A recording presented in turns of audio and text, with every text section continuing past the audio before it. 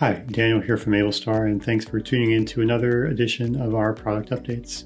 We were off last month, but that's because we were busy working on some new features, which I'm excited to talk about today, which is AI search for our products. So now you can look for the products you need just using natural language. We'll also cover some other improvements we've made to the search process, as well as improvements to downloading files from the bulk product editor. Let's go ahead and get started. The feature I'm most excited to share with you is the natural language search that we have for products. We already have a whole bunch of product filters here, but it gets complicated to go through them and find exactly what you're looking for. Now, if you enable the AI search, we can just type what we need here instead. So we could say on sale products from China, for example, and the app will send this back and will generate a list of search filters that we can use for our search. The actual product matching is still happening as before, where we have the search filters.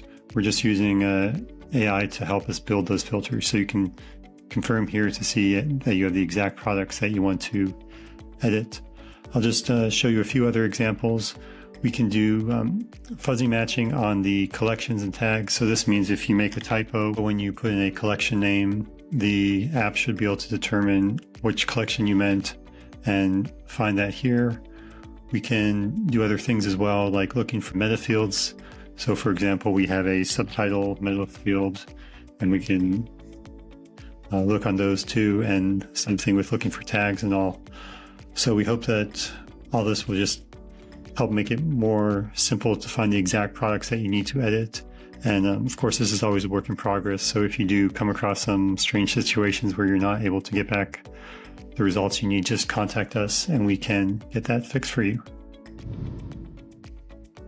We've also made a number of other improvements to the search interface in addition to the AI search. So if I were to search for Nike or Adidas products, we'll hopefully have a filter for the vendor is equal to Nike or the vendor is equal to Adidas, or in this case, Adidas Sportswear.